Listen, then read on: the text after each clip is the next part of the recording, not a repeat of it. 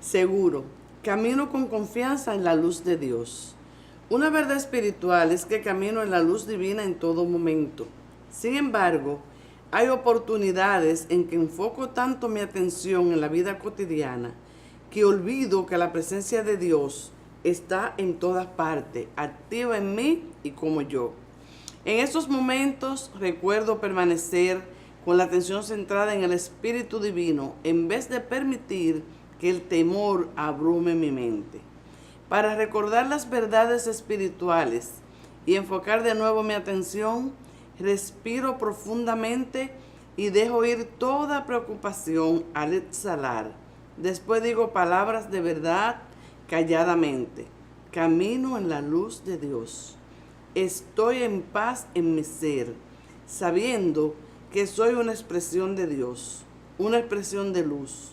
Al avanzar en mi día, recuerdo que donde quiera que esté, Dios está, porque en Él vivimos y nos movemos, y somos, porque somos linaje suyo.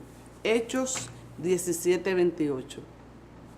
Y así, señores, en esta tarde de hoy iniciamos su programa Salud y Variedad, con un alto contenido de interés para todos ustedes.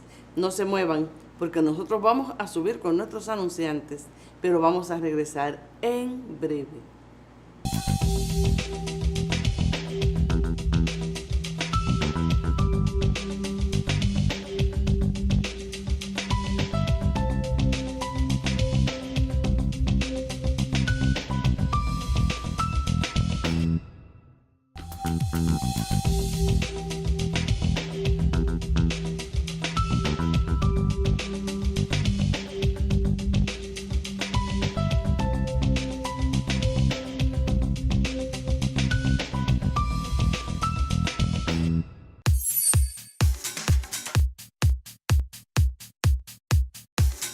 Tips de la semana.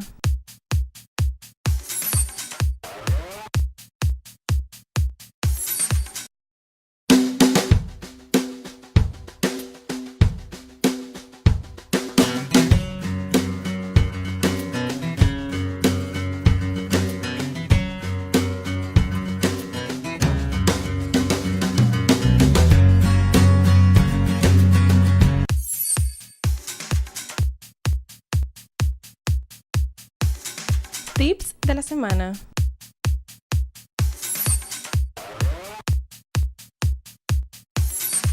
Buenas tardes, ya estamos aquí, señores, en su programa Salud y Variedad.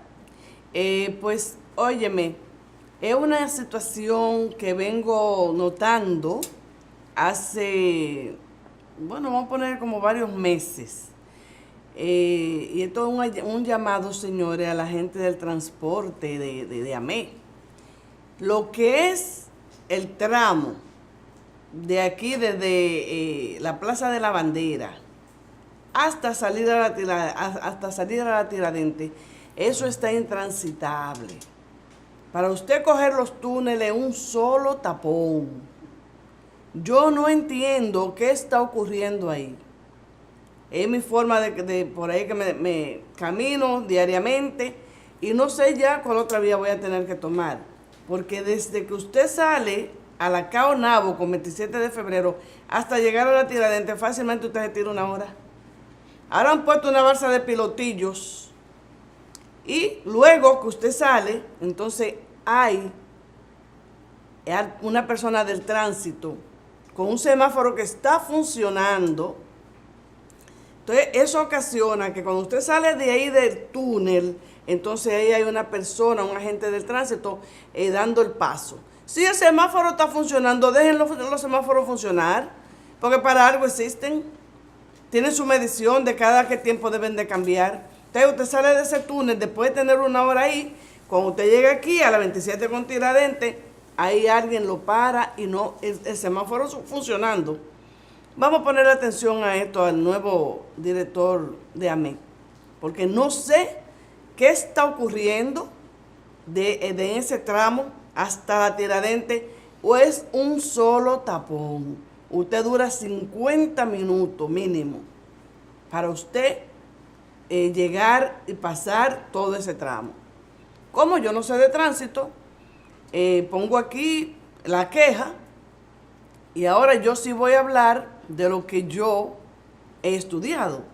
Pero le dejo ahí, pues, planteado esto para que se den una pasadita por ahí y vean qué es lo que está ocurriendo, que uno tiene que durar 50, 55 minutos y hasta una hora en ese tramo. No obstante uno ir por los túneles.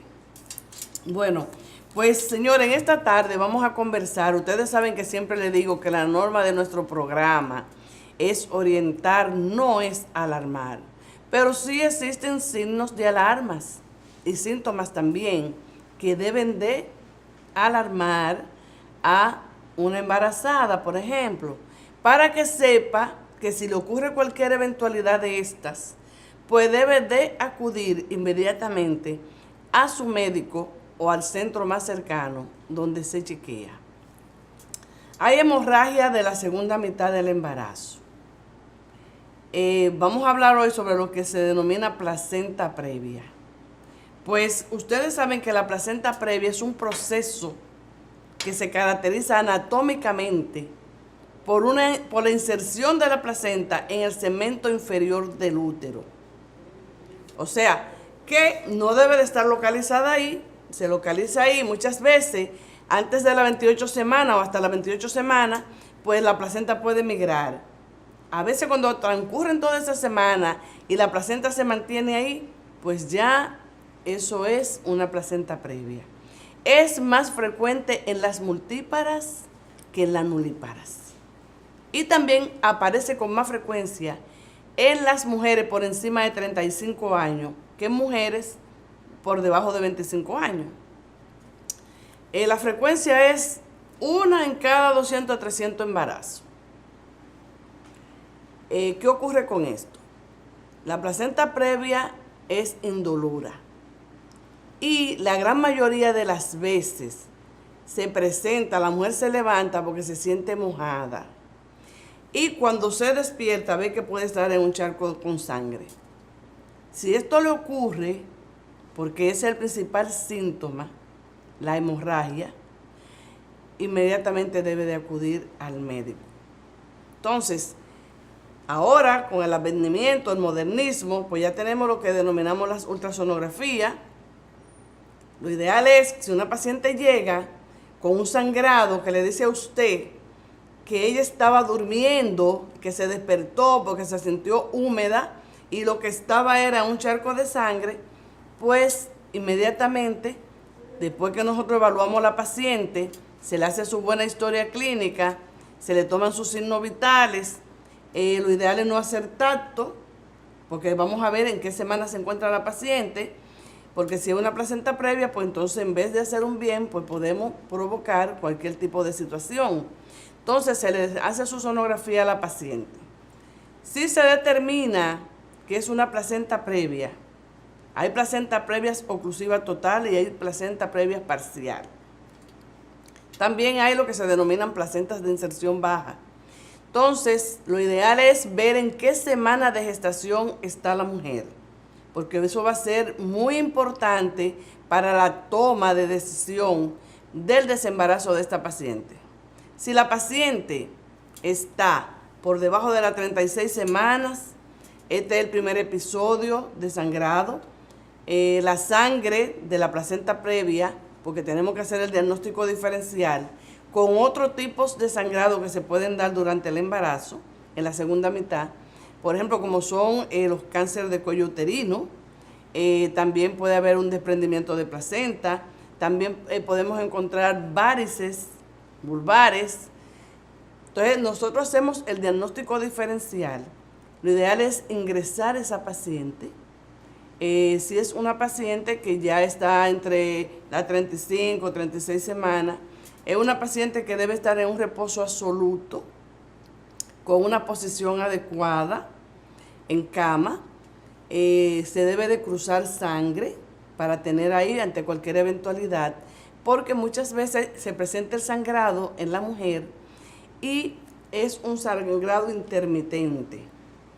Puede parar, pero también puede haber un segundo sangrado y entonces ser más catastrófico. Entonces ya nosotros tenemos que plantearnos, ojalá y cuando ocurra siempre la paciente, bueno, pues tenga más de 35 semanas.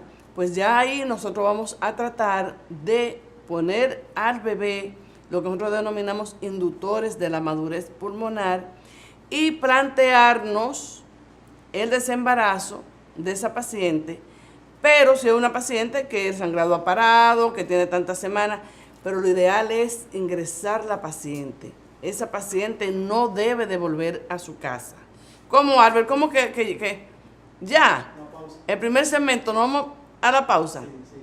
Bueno, pues me están haciendo señas mi señor director y mi camarógrafo favorito, Albert, que le mando un saludo desde aquí.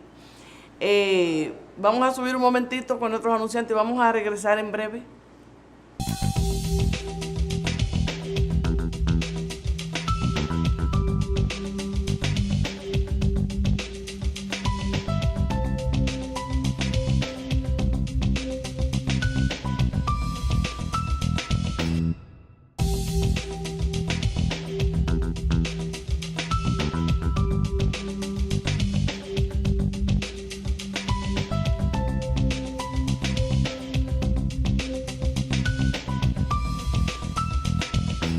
Continuamos con los sangrados de la segunda mitad. Pues ya le hablé sobre la placenta previa, ¿verdad? Pero también hay otra patología que se denomina desprendimiento de placenta. Esto es un proceso que se caracteriza por el desprendimiento de la placenta, pero en este caso, antes del parto, ¿verdad? En este caso, de una placenta que está normalmente insertada. Entonces, muy diferente a la placenta previa, porque en la placenta previa dijimos que es una placenta que anatómicamente se encuentra en el segmento inferior del útero. Entonces, esta situación, el desprendimiento de placenta, puede ocurrir en cualquier momento del embarazo. Pero si ocurre antes de las 20 semanas, pues ya ahí se maneja como si fuera un aborto, por la edad gestacional que tenga la paciente. Pero si la paciente se presenta esta patología, que más o menos se presenta en un 0.2% de todos los embarazos, la paciente va a presentar un dolor intenso y agudo en el abdomen. Puede haber o no sangrado transvaginal, porque muchas veces se puede hacer el sangrado de manera interna y no salir al exterior. Pero nosotros vamos a encontrar una paciente con un dolor agudo, un dolor intenso en el abdomen. Muchas veces puede ocurrir después de un traumatismo, ya sea que sea un traumatismo externo o la paciente que se caiga de nalga. Si usted tiene alguna caída durante el embarazo, aunque usted no sangre, lo ideal es que usted acuda al médico. Se habla de que el desprendimiento de placenta suele presentarse en la paciente acompañado o asociado de la toxemia del embarazo, o sea, de lo que nosotros denominamos hipertensión inducida por el embarazo, o sea, una preeclampsia. Se habla de que hay mucha asociación con lo que es el desprendimiento de placenta y la toxemia. Entonces, aquí el tipo de sangre es diferente. Va a ser un sangrado oscuro y con coágulos. Va a haber dolor intenso en el abdomen. Lo primero que debemos hacer, toda paciente que llega con un sangrado, lo primero, ustedes saben que le he dicho que lo normal son de las 37 a 42 semanas que podemos hablar de un embarazo de término. Pero si una paciente llega con dolor intenso, con una hipertonía, con sangrado, debemos pues de examinar a la paciente, hacer una buena historia clínica. Dependiendo de la edad gestacional, esa paciente nosotros tenemos que desembarazarla. Porque la gran mayoría de veces ocurre casi al término del embarazo, pero otras veces ocurre antes de las 20 semanas. Si ocurre antes de las 20 semanas, bueno, pues muy fácil. Pues ya ahí se desprende la placenta y ya ahí entonces se cataloga como un aborto. Por eso tenemos siempre, cuando una paciente llega a la emergencia, hacerle su buena historia clínica, ver la edad que tiene esa paciente. Además, tenemos que saber cuándo fue la última regla de esa paciente para calcular en qué semana de la gestación estamos. Si la paciente llega, usted tiene dolor fuerte, que usted ve que no cede ni con el reposo, tiene que acudir inmediatamente al médico. Porque a veces hacen esas hipertonías, cuando tomamos la presión, tienen la presión alta, pero a veces no hay sangrado externamente, porque se ha quedado la sangre atrapada dentro del útero. Pero es un desprendimiento porque depende qué cantidad de desprendimiento tiene la placenta. Entonces lo que tenemos que tratar es de lograr, de mantener, que extraer ese efecto, si ya está de término, que esté vivo. Muchas veces las pacientes no llegan a tiempo y cuando llegan con todas sus manifestaciones, pues no auscultamos el foco y entonces ahí hablamos de que hay un desprendimiento de placenta con feto muerto. Entonces se dice, bueno, vamos a ver, si hay que desembarazarla por vía, lo ideal es una cesárea. Ahí en ese mismo tema, hay pacientes que preguntan, pero yo tengo una cesárea en mi embarazo anterior. Entonces, en el próximo embarazo, doctora, ¿yo podría parir vaginal? Bueno, hay una serie de reglas para nosotros, después de una cesárea, en un embarazo anterior, pues dar un parto vaginal. Yo, por ejemplo, vengo de una escuela que cesárea una vez, cesárea toda la vida, pero se puede dar un parto vaginal. Otras veces nosotros no damos el parto vaginal, sino que la paciente llega, cesárea anterior completa, pues ya lo que hay que tratar, pues de desembarazar a la paciente, que asistir ese parto vía vaginal, no obstante haya tenido una cesárea anterior, y luego pues se van en situaciones que no voy a mencionar aquí, que nosotros como médicos hacemos luego de eso. Si usted presenta la misma condición por la que se le hizo la cesárea en el embarazo anterior, no califica para darle parto vaginal. Segundo lugar, tenemos que saber dónde se realizó esa cesárea, si en qué tipo de hospital, porque así sabemos si es una cesárea que fue bien hecha y que no haya ningún tipo de problema. Debemos de tener un equipo preparado, quirúrgico, anestesiólogo, superinatólogo, los obstetras, los ayudantes, todo una sala de cirugía totalmente preparada, con sangre reservada y cruzada, porque no sabemos qué tipo de situación se puede presentar en el momento de la labor de parto o ya en el expulsivo, cuando hay una cesárea anterior. Hay pacientes que dicen, bueno, es que a mí me hicieron cesárea, pero yo quisiera parir normal el próximo embarazo. No es lo que se quiera, ya hay mucho modernismo.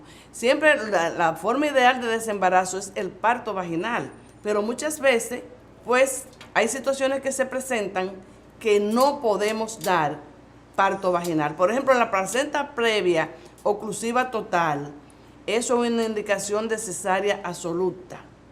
Aparte de que muchas veces cuando hay placenta previa, se pueden presentar muchas presentaciones viciosas, ya sea que el producto de la concesión esté en pélvica, o también el feto pueda estar en transversa. Se acomodan porque la placenta, como se pone como una almohadilla en el segmento inferior del útero, a veces el producto, el feto, no puede hacer sus mecanismos del parto y entonces pues adopta presentaciones viciosas que van a conllevar a que los tetras pues tiene que hacer una cesárea. Yo le he dicho aquí muchas veces que hay diagnósticos y hay condiciones que son absolutas y otras que son relativas. Porque también dependiendo del tiempo, cuando nosotros evaluamos, ya aquí estamos hablando fuera de lo que son las hemorragias de la segunda mitad. Estamos hablando de que hay pacientes que nos dicen, voy a parir por cesárea, voy a parir por parto. Muchas veces se le explica que si no hay ninguna condición que amerite para un mejor pronóstico materno-fetal, que esa paciente se desembarace por vía alta, siempre se le da la oportunidad de su parto vaginal.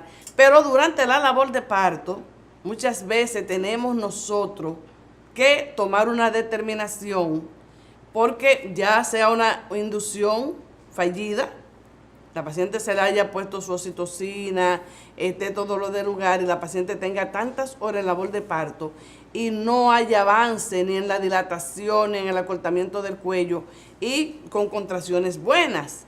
Entonces muchas veces se presenta lo que es una desproporción fetopélvica, que eso puede conllevar a que aunque la paciente esté en una labor de parto, cuando nosotros evaluamos a la paciente y vemos la variedad de posición, vemos cómo está el producto, cómo está todo y qué tiempo y qué margen le podemos dar a esa paciente para entonces nosotros tomar una conducta que sea la de desembarazar a la paciente por vía alta para un mejor pronóstico materno-fetal. Pues entonces, ya los muchachos me están haciendo señas, creo que me están engañando con el tiempo, pero fíjense algo, sangrado en una paciente embarazada es un signo de alarma.